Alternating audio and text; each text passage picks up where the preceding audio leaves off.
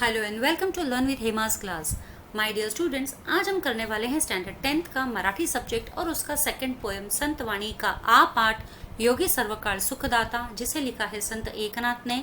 ये जो पोएम है ये एक ओवी के रूप में है। पिछला पोएम जो हमने किया था अंकिला में दास तुझा, जिसे लिखा था संत नामदेव ने, और वो एक अभंग के रूप में था। यह एक ओवी के रूप में है। ये अलग अलग कॉम्पोजिशंस होते हैं पोइट्री के। संत एकनाथ के बारे में यहाँ पर शॉर्ट में बताया गया है। भागवत संप्रदायातील थोर संत कवी, ये भागवत कम्युनिटी के एक बहुत ही फेमस कवी हैं। 16व्या शतकातील महाराष्ट्राच्या सांस्कृतिक प्रबोधनाचे प्रवर्तक। 16th सेंचुरी में महाराष्ट्र में कल्चरल अवेकनिंग को प्रमोट किया था इन्होंने। एकनाथी भागवत ये बुक्स के नाम है। रुक्मणी स्वयंवर, भावार्थ रामायण इत्यादि ग्रंथ, अभंग, आख्याने, गवळणी, पदे, भारुडे अशी त्यांनी बहुआयामी लेखन पसंद आहे। मतलब इन्होंने अलग अलग वेराइटीज ऑफ राइटअप्स लिखे हैं। ये जितने भी हैं, ये कुछ आपके ये तो आखे है, गवळणे, पदे, भारुडे, ये सब अलग अलग राइटिंग्स है, राइटअप्स है, ये उन्होंने किया है। बहुश्रुतता, समन्वयशीलता, सामान्यांच्या उद्धाराची तळमळ, अलंकारिकता, पौराणिक कथा संदर्भ, सुबोधता हे संत एकनाथांच्या काव्याचे प्रमुख विशेष होते। यानी कि इन्होंने जो पोइट्रीज लिखी है ये इन अलग अलग टॉपिक्स पर, बहुत ही वैरायटी ऑफ टॉपिक्स पर इन्होंने लिखी है। अब यहाँ पे बहुश्रुतता का मतलब है पोलिगैमी, समन्वयशीलता का मतलब है आपका कोऑर्डिनेशन, सामान्यांच्या उद्गाराची तळमळ यानी कि कॉमन लोगों के मुक्ति के लिए जो उनके अंदर लॉन्गिंग थी, अलंकारिता यानी रेटोरिक हम बोल सकते हैं, पौराणिक कथा संदर्भ, पौराणिक कथा संदर्भ यानी माइथोलॉजिकल हम बोल सकते हैं, सुबोधता यानी एनलाइटनमेंट हम बता सकते हैं कि कोई चीज के बारे में आप अवेकन हुए हो। ये सब संत एकनाथ कवि के प्रमुख पोएट्री के टॉपिक्स थे। प्रस्तुत अभंगात योगी पुरुष आणि पाण्याची तुलना केली असून योगी पुरुष हा पाण्यापेक्षाही श्रेष्ठ आहे हे विविध दृष्टांतातून संत एकनाथ यांनी स्पष्ट केले आहे। तो ये जो प्रेजेंट संतवाणी हम करने वाले हैं, योगी सर्वकाल सुखदाता, ये जो हमें बताया गया है कि इसमें एक योगी पुरुष और पानी के बीच में कंपैरिजन किया गया है और उसमें बताया है कि पानी से भी ज़्यादा श्रेष्ठ एक योगी पुरुष होता है। और वो चीज़ हमें बताने के लिए अलग अलग एग्जाम्पल्स इन्होंने यहाँ पे दिया है। अब ये पोएम मैं आपको पूरा एक्सप्लेन करूंगी लाइन बाय लाइन, और साथ ही साथ मैं आपको इसके क्वेश्चन आंसर्स भी इसी वीडियो में प्रोवाइड करूंगी। आप देख सकते हैं इसका भावार्थ के लिए, इसके भावार्थ के लिए आप देख सकते हैं डिस्क्रिप्शन बॉक्स में मैंने लिंक दे रखा है, और जो आंसर्स हैं मैंने आपको एक्सप्लेन किए हैं। तो आगे बढ़ने से पहले एक छोटी सी रिक्वेस्ट जो हमेशा से मेरी रहती है वो ये कि ज़रूर से सब्सक्राइब कीजिए मेरे चैनल को लर्न विद हेमा को, और साथ ही साथ अपने फ्रेंड्स के साथ भी ज़रूर से शेयर कीजिए। तो चलिए शुरू करते हैं। जेवी चंद्रकिरण चकोरांसी, पांखो वा जेवी पिलियांसी, जीवन जैसे का जीवांसी, तैसी सर्वांसी मृदुत्व। यानी कि जिस तरह से चकोर एक पक्षी है, चकोर मतलब एक इमेजिनरी बर्ड है, वो चंद्र के किरणों पर जीता है। जब चंद्र की किरणें उस पर गिरती है तो उसी से उसे जिंदगी मिलती है। तो ऐसा एग्जाम्पल दिया गया है कि जैसे चंद्र के किरणें उस चकोर पक्षी के लिए हैं, बिल्कुल वैसे, और जैसे जो पक्षी होते हैं, पंछी, उनके जो पंख होते हैं, उनके पंखों के नीचे उनके बच्चे बैठते हैं गर्मास पाने के लिए, आसरा लेने के लिए। पंखोवा जेवी पिलियांसी यानी कि ना बर्ड्स का जो फेदर्स होता है वो उनके बच्चों के लिए कैसे एक शेल्टर बन जाता है, उनका आश्रय बन जाता है। जीवन जैसे का जीवांसी, यहाँ पे जीवन का मतलब है पानी, पानी जैसे जीवन के लिए कितना इम्पोर्टेंट है। तो ये सब इम्पोर्टेंस बताई गई है कि चकोर के लिए जैसे चंद्र किरण इम्पोर्टेंट है, पिल्लों जो छोटे बच्चे होते हैं पंछी के, पिल्ली, उनके लिए कैसे उनके पंख इम्पोर्टेंट है, पक्षी के पंख, पानी कैसे हम जीवों के लिए इम्पोर्टेंट है, बिल्कुल वैसे ही योगी पुरुष का जो कोमल भरा स्वभाव होता है वो बहुत ही इम्पोर्टेंट है हमारे जिंदगी में। तो तेवी सर्वांसी मृदुत्व, क्योंकि ये जो योगी पुरुष होते हैं वो सभी के साथ में एकदम ही कोमलता से पेश आते हैं, सभी के मन को जीत लेते हैं, सभी को बहुत ही सुख आनंद देते हैं। तो ये योगी पुरुष के बारे में ही यहाँ पे इस पूरी संतवाणी में बताया हुआ है। जड़ वरी वरी क्षाली मळ, योगिया सबाह्य करी निर्मल। अब जड़ जो कहा गया है, जड़ यानी पानी, पानी जो है हमारा ऊपरी मैल निकालता है। जैसे अगर हमें कोई गंदगी लग गई है, हम काम करते करते हाथ गंदे, पैर गंदे हो गए हैं, तो हम उसे पानी से साफ कर लेते हैं। हम हर सुबह स्नान करते हैं तो जो भी गंदगी होती है, मैल होती है हमारे शरीर की, उतर जाती है। लेकिन ये सिर्फ ऊपरी गंदगी निकलती है जल से। योगिया सब बाह्य करी निर्मल, योगी पुरुष के प्रेजेंस में हमारा अंतर्मन और बाहर से तन और मन सभी स्वच्छ हो जाते हैं। उदक सुखी करी एक वेळ, योगी सर्वकाल सुखदाता। उदक यानी पानी, पानी जो है हमें सिर्फ कुछ क्षणों के लिए सुखी करता है। जब हम पानी पीते हैं, प्यासे होते हैं और पानी पीते हैं, उसी वक्त के लिए हमें वो सुखी करता है। लेकिन योगी जो है वो अपनी बातों से, अपने स्वभाव से हमें हमेशा ही सुख प्रदान करता है। मतलब ऐसा कोई भी समय नहीं है कि जब हमें योगी पुरुष सुख नहीं देते हैं, समाधान नहीं देते हैं। उनकी बातों से हमारे मन पर बहुत ही गहरा असर होता है और हम बहुत ही आनंद महसूस करते हैं उनकी बातों से। सुख का हमें सुख महसूस होता है। उदकाचे सुख ते किती, सविंची क्षणे तृषिते होती। अब यहाँ पे देखो एग्जाम्पल वापस से कहा है, उदकाचे सुख ते किती, यानी कि पानी में कितना सुख है, कितनी खुशी मिलेगी आपको। एक अगर आपको बहुत जोर से प्यास लगी है और आप पानी पीते हो तो एकदम संतुष्टि हो जाती है आपकी। लेकिन ये संतुष्टि सिर्फ उसी पल की है, थोड़ी देर बाद में वापस से आपको प्यास लग जाएगी, तो वापस से आपको पानी पीना पड़ेगा, है ना। तो उदकाचे सुख ते किती, यानी पानी से हमें कितना सुख मिलता है। सविंची क्षणे तृषिते होती, क्योंकि जब हमें जो प्यास लगती है, हम उस वक्त हमारे वो पानी जो है प्यास बुझाता है और हमें तृप्ति देता है, हमें आनंद देता है पानी उसी समय के लिए। सवेंची क्षणे तृषिते होती, योगिया दे स्वानंद तृप्ति, सुखासी विकृति पे नाही। लेकिन जो योगी पुरुष है वो हमें जो आनंद देते हैं वो अखंड आनंद होता है। वो एक पल भर के लिए आनंद नहीं होता है, वो पूरे जीवन भर के लिए आनंद होता है।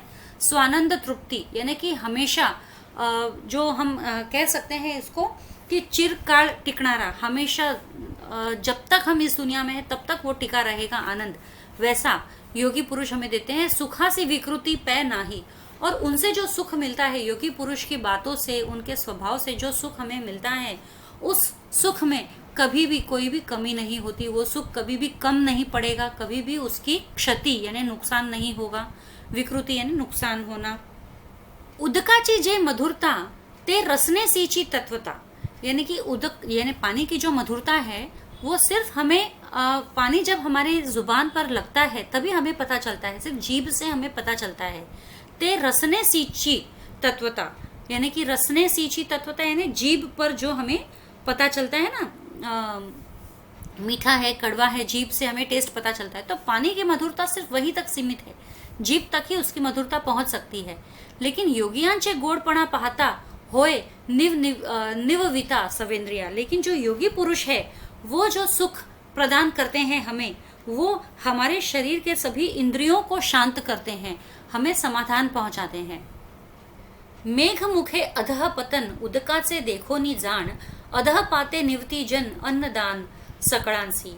बहुत ही खूबसूरत यहाँ पे लिखा है कि मेघ के मुख से जब बारिश नीचे गिरती है, धरती पर आती है, तो उसके वजह से मिट्टी में जब पानी मिट्टी से जब पानी मिलता है तो अन्न धान उगता है, और जिसे देखकर सभी लोग जो है खुश हो जाते हैं।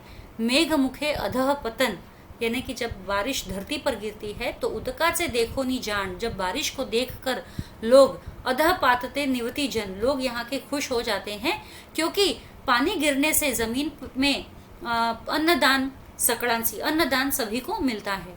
तैसे योगियासी खालुते येणे, जे इह लोकी जन्म पावणे, जन निववी श्रवण कीर्तने, निज ज्ञाने उद्धारी। तो बिल्कुल वैसे ही योगी पुरुष जब नीचे आते हैं इस जमीन पर, इस लोक पर जन्म लेते हैं, तो वो अपने मधुर भाषा से सभी जनों का उद्धार करते हैं, अपने ज्ञान से सभी लोगों को तृप्त करते हैं, और इसी तरीके से वो योगी पुरुष जो है सभी लोगों का समाज में कल्याण करते हैं। तो ये जो पूरा चैप्टर है यहाँ पर एक्सप्लेनेशन इसका खत्म हो गया है। अब मैं आगे बढ़ती हूँ सीधा इसके क्वेश्चन आंसर्स की तरफ। क्वेश्चन नंबर 1 एक कृति है, कृति में योग्याचे मृदुत्व सर्वांशी त्याप्रमाणे किस तरीके से है, तो हमें एग्जाम्पल्स जो यहाँ पे दिया हुआ है, पाण्यासारखे, ये ऑलरेडी दिया हुआ था जीवांशी, तो पाण्यासारखे, पक्षिणींच्या पंखासारखी और चंद्रकिरणांसारखे, ये इस तरीके से एग्जाम्पल्स दिया हुआ है। ये पोएम में ही सारे आपको वर्ड्स मिल जाएंगे, तो आपको लर्न तो ये सभी करने हैं। नेक्स्ट कृति, चकोराला हवे, चकोर को क्या चाहिए, चंद्रकिरण, वैसे ही पिल्लांना हवे, पिल्लू को क्या चाहिए, पक्षिणीचे पंख। योगी पुरुषाची 4 वैशिष्ट्ये, योगी पुरुष सर्वांसाठी मृदू असतो, यानी सभी के लिए मधुरभाषी होते हैं। सर्व काळ सुख देणारा असतो, हम हर समय खुश सुख देने वाला होता है। स्वानंद तृप्ति देतो, आजीवन कभी भी खत्म न होने वाला तृप्ति देता है, आनंद देता है। सर्व इंद्रियांना शांत करतो, हमारे अंतर मन को भी वो शांत करता है। अब ये हमें टेबल पूरी करनी है, योगी पुरुष और जीवन, इनके बारे में बताना है हमें। तो योगी पुरुष क्या करते हैं, सबाह्य निर्मल करतो, अंदर से बाहर से हमारे शरीर को एकदम साफ करता है। और जीवन जो है, पानी जो क्या है, वर वर्चा मल धोतो, सिर्फ ऊपर ऊपर से मैल धोता है। स्वानंद तृप्ति देतो, हमेशा अंतरकाल टिकने वाला तृप्ति देता है। और पाणी जो है तहान क्षमावणारे क्षणाचे सुख देतो, सिर्फ प्यास बुझे उतना ही सुख देता है। योगी पुरुष सर्व इंद्रियांना शांत करतो, जीवन फक्त जिभेला तृप्त करतो। योगी पुरुष हमारे शरीर के सभी इंद्रियों को शांत करता है, और पानी जो है सिर्फ हमारे जुबान को यानी कि जीभ को तृप्त करता है। आत्मज्ञानाने उद्धार करतो, योगी पुरुष हमें आत्मज्ञान देकर हमारा उद्धार करते हैं। और पानी जो है सिर्फ अन्नदान करता है। अब ये जो क्वेश्चन है, योगी सर्वकाळ सुखदाता ही काव्य पंक्ति स्पष्ट करणारी 2 उदाहरणे प्रस्तुत अभंगाच्या आधारे लिहा। यानी कि ये हमें काव्य पंक्ति जो है योगी सर्वकाळ सुखदाता 2 एग्जाम्पल देकर हमें एक्सप्लेन करना है। तो पहला एग्जाम्पल है, पाण्याने वरचा मळ निघतो पण योगी अंतर बाह्य निर्मळ करतो। पाणी एकदाच तहान भागवते पण योगी सर्व काळ मनाची तहान भागवते। अब ये तीसरा क्वेश्चन जो है, चोकटी पूर्ण करा। अभंगात वर्णन केलेला चंद्रकिरण पिऊन जगणारा पक्षी, तो चंद्रकिरण पीकर कौन सा पक्षी रहता है, वो चकोर। पिल्लांना सुरक्षितता देणारे, कौन सुरक्षित करता है पिल्लों को, पक्षिणींचे पंख। चिरकाल टिकणारा आनंद, स्वानंद तृप्ति, चिरकाल टिकणारा आनंद मतलब जो कभी खत्म न होने वाला।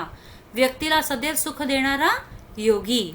सर्वकाळ सुखदाता योगी पुरुष। तात्पुरती तहान भागवणारे पाणी, पाण्याचे अधःपतन यातून होते ढगाच्या मुखातून। श्रवण कीर्तनाने योगी यांना शांत करतो लोकांना। पाण्याची गोडी फक्त हिला सुख देते जिभेला। प्रस्तुत अभंग यातून घेतला एकनाथी भागवत। वरवरचा मळ धुणारे पाणी। अब ये जो है अर्थ लिहा है, तो उदक, उदक का मतलब है पानी। पंखोवा यानी पंख। निर्मळ स्वच्छ। मधुरता गोडवा। जळ पाणी। मेघ ढग। जन लोक। तृप्ती समाधान। निज ज्ञान स्वतःला झालेला ज्ञान। सुखदाता सुख देणारा। योगी पुरुष पाण्यापेक्षा श्रेष्ठ आहे हे विधान तुमच्या शब्दांत स्पष्ट करा, किंवा योगी पुरुषाचे श्रेष्ठत्व तुमच्या शब्दांत स्पष्ट करा। अब योगी पुरुष जो है पानी से भी ज़्यादा श्रेष्ठ है, ये हमें एक्सप्लेन करना है अपने वर्ड्स में, या फिर योगी पुरुष की श्रेष्ठता हमें हमारे शब्दों में एक्सप्लेन करनी है।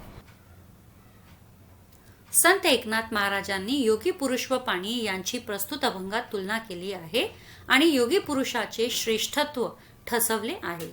मतलब संत एकनाथ महाराज ने योगी पुरुष और पानी, इनके बीच में यहाँ पे इस अभंग में कंपैरिजन किया है। तुलना करना, इन्हें कंपैरिजन करना होता है। और योगी पुरुष के श्रेष्ठता के बारे में उन्होंने यहाँ पे प्रूफ दिया है अलग अलग एग्जाम्पल्स के थ्रू कि किस तरह से योगी पुरुष पाणी से ज़्यादा श्रेष्ठ है। योगी पुरुष पाण्यापेक्षा श्रेष्ठ आहे हे सांगताना ते म्हणतात, मतलब वो यही बता रहे हैं कि किस तरह से योगी पुरुष पानी से भी ज़्यादा श्रेष्ठ है। वो बताने के लिए वो कहते हैं, पाणी हे वरवरचा मळ धुवून टाकतो। पानी सिर्फ ऊपरी मैल, हमारे शरीर का ऊपरी मैल धोता है, परंतु योगी सर्व लोकांचे मन आतून बाहेरून निर्मल करतो। लेकिन योगी पुरुष सभी लोगों का मन अंदर से बाहर से निर्मल करता है। पानी एका वेळची तहान भागवते, सिर्फ एक समय के लिए पानी हमारी प्यास बुझाता है, परंतु योगी पुरुष हा सर्वांसाठी सर्व काळांमध्ये सुख देणारा सज्जन आहे। लेकिन जो योगी पुरुष है वो सभी के लिए सभी समय हर समय सुख देने वाला होता है। वो एक समय का सुख दे दिया वैसा कुछ नहीं है। वो जो भी सुख देते हैं वो सुख हमारा निरंतर चिरकाल रहता है, कभी ना खत्म होने वाला। पाण्याचे सुख तात्पुरते है ना, पानी का सुख तो सिर्फ एक उसी क्षण के लिए जब हमने हमारी प्यास बुझी है। पण योग्याने दिलेल्या सुखात विकृती नाही। लेकिन योगी पुरुष जो सुख देते हैं उसको कोई भी नुकसान नहीं कर सकता है, उसका कोई भी नुकसान नहीं कर सकता, उसे कोई काट नहीं सकता, उसे कोई बर्बाद नहीं कर सकता। योगी पुरुष सर्वांना अक्षय परमानंद देतो। योगी पुरुष जो है सभी को ऐसा आनंद देता है जो कभी ना खत्म हो. पाण्याची गोडी फक्त जिभेपुरती मर्यादित असते, लेकिन पानी का जो मिठास है वो सिर्फ जीभ तक ही सीमित होता है. परंतु योग्याच्या आत्मज्ञानाची गोडी सर्व लोकांच्या सर्व इंद्रियांना शांत करते. लेकिन जो योगी पुरुष के आत्मज्ञान की मिठास होती है वो हम सभी लोगों के सभी इंद्रियों को शांत करती है.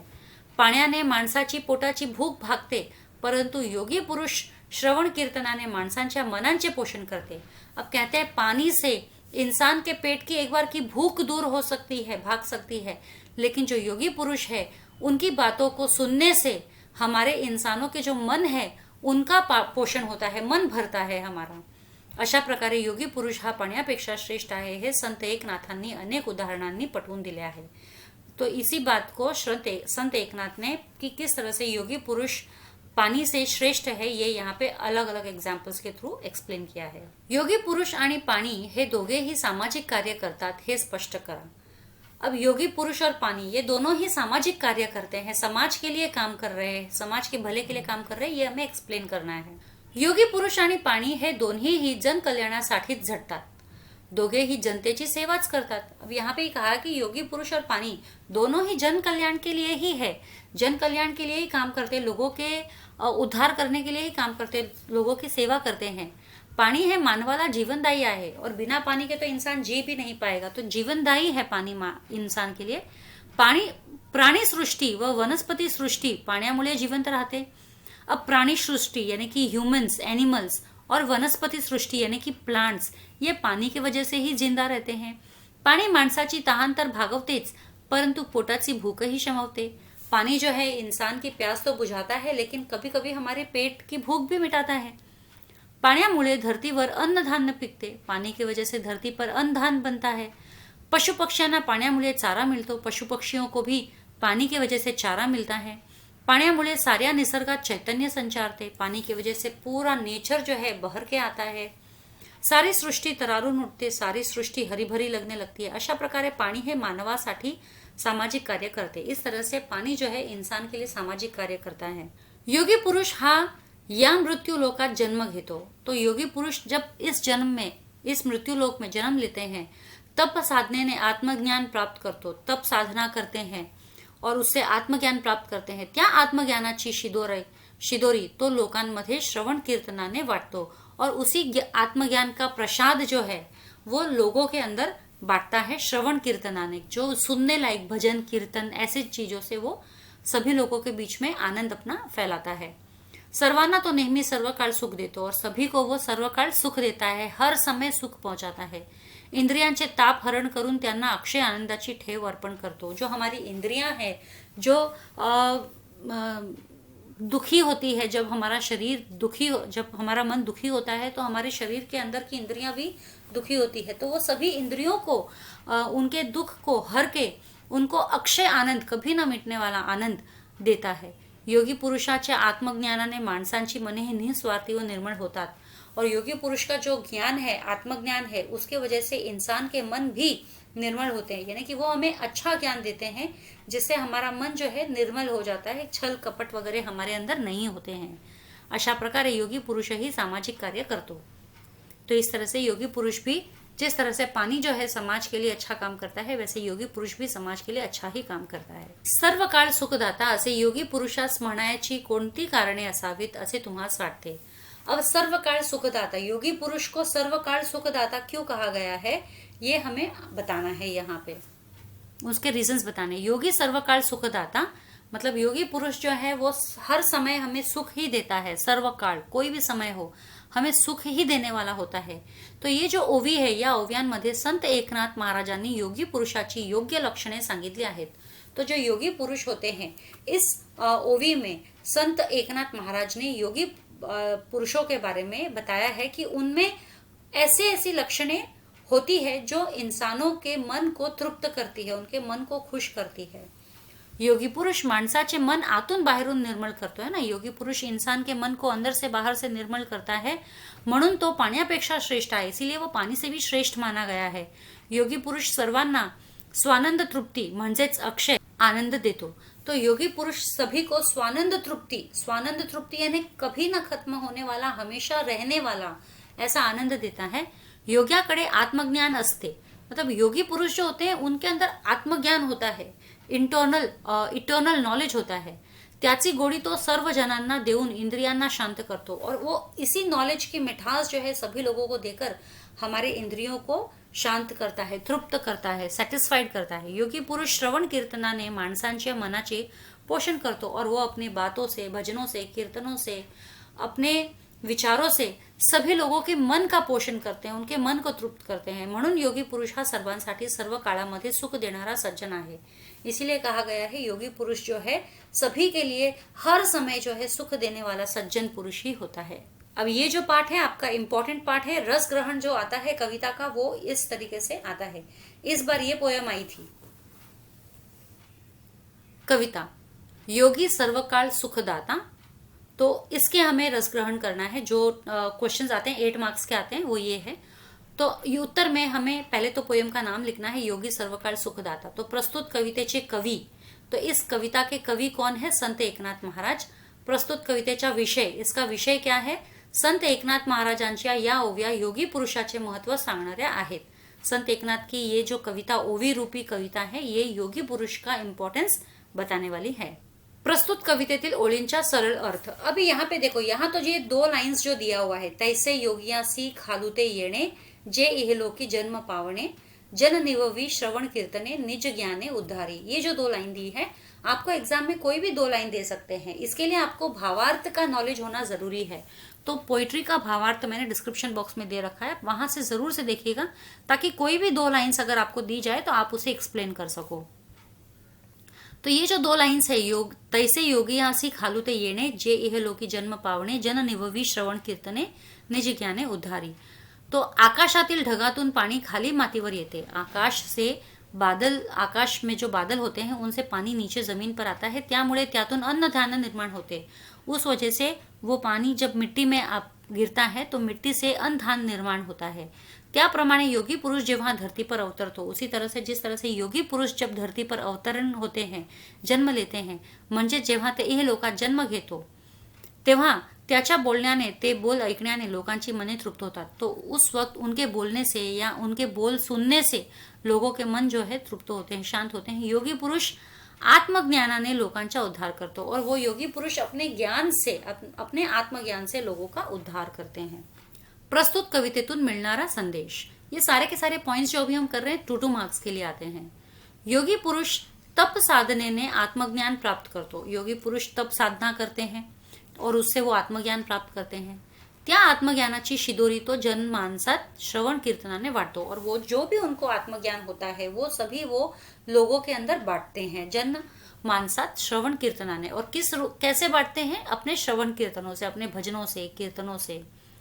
योगी पुरुषाच्या आत्मज्ञानाचे माणसांची मने निस्वार्थी व निर्मळ होतात, और योगी पुरुष के इसी आत्मज्ञान से इंसान के मन जो है एकदम निस्वार्थ हो जाते हैं और निर्मल, प्योर हो जाते हैं। म्हणूनच योगी पुरुषाच्या संगतीने संसारातील दुखे निवारण करण्याचे आत्मिक बळ आणि मनः शांति मिलते।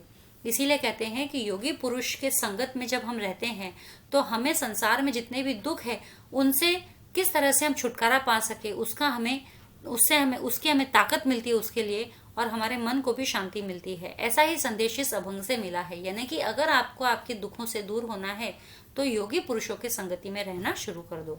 कविता आवडण्याची व न आवडण्याची कारणे, ये भी 2 मार्क्स के लिए आता है। संत एकनाथ महाराजांनी योगी पुरुष व पाणी याची प्रस्तुत ओव्यांमधली तुलना केली आहे। वापस से वही बात है, संत एकनाथ महाराज ने योगी पुरुष और पानी इन दोनों की इस ओवी में तुलना करी है आणि योगी पुरुषाचे श्रेष्ठत्व ठसवले आहे, और योगी पुरुष किस तरह से श्रेष्ठ है, बड़ा है पानी से, वो यहाँ पे बताया है। पाण्याने एका वेळची तहान भागते, पानी से एक समय की हमारी प्यास बुझती है, परंतु योगी पुरुष हा सर्वांसाठी सर्वकालीन सुख देणारा सज्जन आहे। लेकिन जो योगी पुरुष है वो सभी के लिए हर समय सुख देने वाला इंसान है। ही बाब संत एकनाथांनी उदाहरणे देऊन सोप्या शब्दांत पटवून दिली आहे। ही बाब यानी कि ये बात जो है संत एकनाथ महाराज ने एकदम सिंपल वर्ड्स में हमें समझा कर दिया है। त्यांनी सांगितलेले योगी पुरुषाचे महत्व थेट मनाला भिडते, और उन्होंने जो योगी पुरुष का जो इम्पॉर्टेंस हमें बताया है वो सीधे हमारे मन को लगता है. सत्संगाने जीवनाचे मार्गदर्शन व मनः शांती मिळते हे मनोमनी पटते. और वो तो एकदम सही बात है कि जब हम सत्संग करते हैं तो इससे हमारे जीवन को एक मार्गदर्शन मिलता है, हमारे मन को शांति मिलती है. म्हणूनच हा अभंग मला आवडतो और इसीलिए ये अभंग मुझे अच्छा लगता है. प्रस्तुत कवितेतील दिलेल्या शब्दांचे अर्थ लिहिणे, ये भी 2 मार्क्स के लिए आता है. कभी अर्थ आता है, कभी विरुद्धार्थी आता है, कभी वचन आता है. तो ये सब चीजें 2 मार्क के लिए आते हैं डेफिनेटली. तो 4 चीजें आपको दी रहेगी. तो निर्मल, निर्मल इज स्वच्छ. जन, जन इज लोक. उदक, उदक इज पानी. मधुरता, मधुरता इज गोडवा. अब ये कुछ वर्ड्स है यहाँ पे और इन वर्ड्स के पोयम में आने वाले वर्ड्स हमें यहाँ बताने हैं. जैसे जीभ, जीभ के लिए पोयम में क्या वर्ड यूज हुआ है? रसना. पानी, पानी के लिए उदक या जल. गोड़पणा के लिए मधुरता. ढक के लिए मेघ, आग, अग्नि. काम, काज. गाय, धेनु. जमीन, धरणी. ये विरुद्धार्थी शब्द है. दास, मालक. मृदु, कठिन, टणक. सुखी, दुखी. तृप्त, अतृप्त. जन्म, मरण. ज्ञान, अज्ञान. ज्ञान, अज्ञान. गोड, कडू. विकृती, प्रकृती. पुढील शब्द समूहाबद्दल एक शब्द लिहा. सदा सुख देणारा सुखदाता. पावसाचे पाणी पिऊन जगणारा काल्पनिक पक्षी चातक. वचन ओळखा. पिल्ले, अनेक वचन. वने, अनेक वचन. वचन बदला. पिल्लू, पिल्ले. वने, वन. लिंग बदला. पक्षी, पक्षिणी. गाय, बैल. तो इसी के साथ ही मेरा ये पोएम एक्सप्लेनेशन और आंसर्स एक्सप्लेनेशन खत्म हुआ. आज के लिए इतना ही. जल्द ही मिलेंगे अगले वीडियो में. तब तक के लिए stay safe, stay secure. Thank you.